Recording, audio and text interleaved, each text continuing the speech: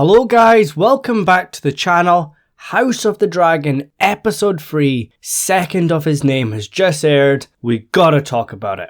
The episode promised more of the usual Game of Thrones drama and our first battle in the War of the Stepstones. Daemon Targaryen and Corlys Velaryon were going to war against the infamous Crab Feeder, whilst another battle is brewing in King's Landing. But this battle features no swords nor dragons, but rather politics and schemes. But before we start guys, if you do like what you see here on the channel, please consider subscribing. And whilst you're here, hit that like button. Every like means so much to me and it does help the video out, so I appreciate it. So 3 years have passed since the last episode and the war for the Stepstones ain't going well for the Rogue Prince and the Sea Snake. The dragons dominate the skies and rain fire from above, but the Crab Feeder has a tactic to hide in the caves when the dragons come out. He's basically camping in Call of Duty. His plan is just to wait it out and let the Westeros allies run out of supplies. Fair enough. You would think the dragons would end this quickly, but there has been times in the past where armies have used tactics like this before against the dragons. For example, Dorne was never taken by conquest. And there's also other examples where armies hide out in the ground from dragons. So the Crown's not involved, and it's not going well. But the opening scene was pretty cool. Daemon looks badass in his Targaryen armour, flying Caraxes, bringing fire and blood to the Crab Feeder. And that one Westerosi soldier cheering for him, and then he gets crushed. That did get a laugh out of me. 1 minute he's cheering, 1 minute he's screaming in pain, next minute he's, "Help me Daemon, help me my lord," dead. So yeah, whilst one Targaryen brother is out fighting the war, the other brother has his own issues. Viserys and Alicent are now happily married, and they have a firstborn son named Aegon, and it's his second name day. And Alicent has another one on the way. Happy families, right? But Viserys and Rhaenyra couldn't be any further apart. Officially, she is still her father's heir, and he says that many times. She is still the Princess of Dragonstone, but even Rhaenyra is starting to doubt that's going to actually happen, especially now she has a baby half-brother. And her father is pressuring her into finding a husband, which is tradition, and he tells her that he had to do it, but it's not something she wants to do. Especially when you have men like the Lannisters asking for your hand in marriage. And I can't remember if it was Jason or Tywin, the two twins, but they are a far cry from the time of Tywin Lannister. And in this episode we meet a lot of lords and ladies celebrating the prince's second name day. The first couple episodes mostly focused around the Targaryens, the Hightowers, and other core characters, but this one introduces a lot of new faces and familiar names, who don't really play a massive part in this one, but in due time they will, such as Harwin Strong and Larys Strong, who is known as Clubfoot, and he sits down with the ladies and hears the latest gossip. Honestly, there is a lot in here for book readers, but the main plot in King's Landing is Aegon's second name day, and they're celebrating this with the hunt in the Kingswood. And the grand prize is the legendary White Hart, a massive white stag, who is referred to as the King of the Woods. And before the dragons came, he was a sign of royalty.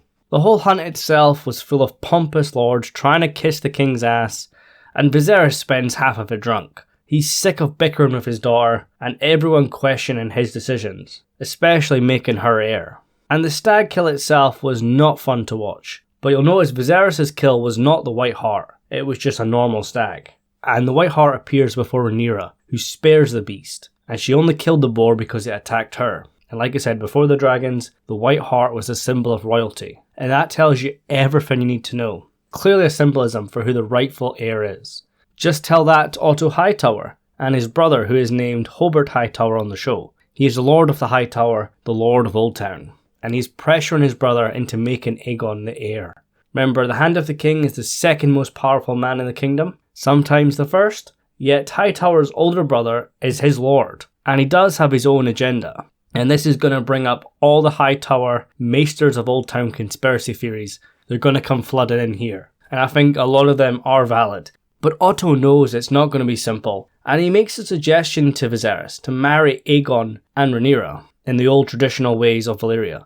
But these traditions caused major conflict earlier in the timeline between the Crown and the Faith, and Viserys was clearly not very keen on that one. But yes, Alicent is now the queen, she has the king's ear, and he does share a lot with her, including his very rare dragon dreams. He mentions that his family has had many dragon riders, but very few dragon dreamers, but he is one of them. And Alicent is trying to become very motherly to Rhaenyra, and I think she has grown a lot from this episode, but she's still under the control from her father. He's telling her, get the king to make Aegon the heir. But to me, he's just so tired and looks sick, and his wound on his hand is getting worse, and his hair is getting thinner. Being king has taken its toll, especially with everyone going on and on about the stepstones and the line of succession. And we know that he's had a lot of infectious cuts suffered from the Iron Throne. It's obvious where this is going, but he's becoming weaker and weaker. Like I said, he spends half the episode drunk, and he pays for that in the morning. But those around him are making their moves. But I want to mention Lord Lionel Strong, the Lord of Harrenhal, Master of Laws. He's on the small council, and the king has asked him for advice many times. And he's the only advisor that seems to have his king's interests at heart, and not of his own agenda, and he knows what he's talking about. He gives the king actual honest advice, sound advice, with the aim to actually help him out. For instance, in this episode, he suggested marrying Rhaenyra and Laenor Velaryon, whilst everyone else was trying to get their own son in there, or even themselves. So yes, Rhaenyra is not having a great time. She just wants her father to love her, and to accept her like she was a son. But she wants to live the life she wants. She knows her position is in doubt. I know she's going through a rough time, but I was thinking we should just give that bard a break, who I was getting Jaskier from The Witcher vibes from. But on a serious note, Sir Criston Cole states that everyone in the realm would love to be in her position. Rhaenyra is incredibly privileged, but I suppose we don't know what it's like to be in someone's shoes until we've actually been there and lived it. But I think we all agree we'd rather be royalty and have to marry someone we might not like than live the life of those in Fleabottom or some of the other worst places in the realm. And I will admit in this episode I enjoyed the quieter moments, such as with Sir Criston Cole and Rhaenyra. But I kind of find it crazy that the king didn't send out a massive search party, because the King's Wood is full of bandits, and Sir Criston Cole can't take them all. Rhaenyra would have a price on her head. But that's just a minor nitpick. This episode we learn a lot about Rhaenyra and how she's coping with her new life, and her relationships with other characters. And the relationship between Alicent and Rhaenyra has had the biggest shift. It's went from a sister-like to stepmom, and of course that is not working out no matter how much Alicent tries. I love it when Game of Thrones deals with these smaller moments like this. We're all anticipating Daemon bringing fire and blood, but the big battles is not what it's all about. And this episode is probably the best for character moments for me out of the three. Especially the awkward moments where Rhaenyra and Viserys are arguing in front of everyone. And I think they should have kept some of that stuff behind closed doors, because the lords and ladies of Westeros were listening. And drunk Viserys tells us a lot about what he's really thinking. How his dragon dreams led to his obsession to have a son, and his guilt that led to the death of his wife, Emma. Viserys has made a lot of mistakes, and will make even more before his time is up. I honestly think Viserys is a good man, and this episode shows us how much he loves his family. But he's burdened by the crown, his dragon dreams, and the company he keeps. If he said he was a weak king, I would not argue against that. And he gave Rhaenyra the option to choose her own husband. But it's going to be interesting to see who she picks. And I don't think he's going to like it.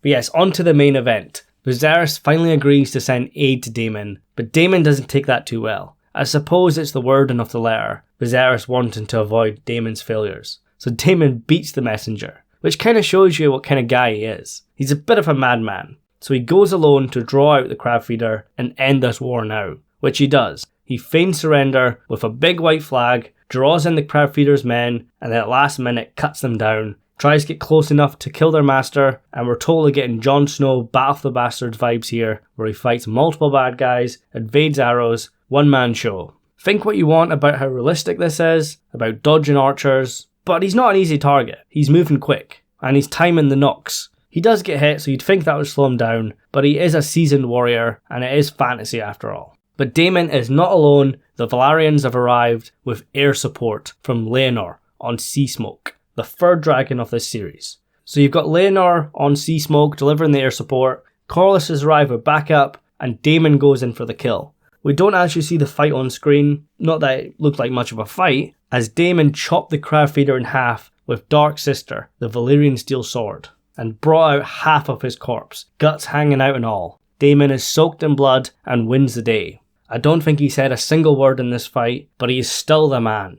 I wish we could see more of Corlys in this battle. He was knocking goons down left and right, but Daemon was the MVP. He wrecked everyone and left. I remember when a lot of people doubted Matt Smith as the Rogue Prince, but he is Daemon Targaryen. And this was another excellent episode, probably my favourite out of the three. It was full of politics, family issues, dragons and violence, some of the key elements that made Game of Thrones a hit. House of the Dragon continues to hit it out of the park each week. This could be my favourite out of the 3, but that'll be decided on my rewatch. I usually watch each episode 3 times during the week.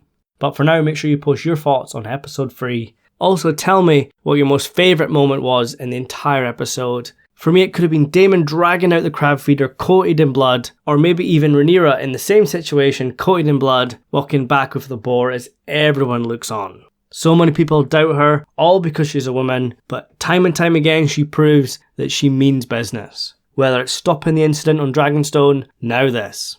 And before I forget, I just want to say Laenor Velaryon bringing down the fire, Dracarys. That was his most epic moment, but when he put his uncle to shame, calling him the master of complaints, that was savage. I will do a trailer breakdown for the next episode, and I'll consider any requests as well for videos, and I've also got loads of Rings of Power stuff coming up as well. It's so busy right now, but I've got a lot of time on my hands, so let's enjoy it. So yeah guys, thank you so much for watching, and I'll see you soon.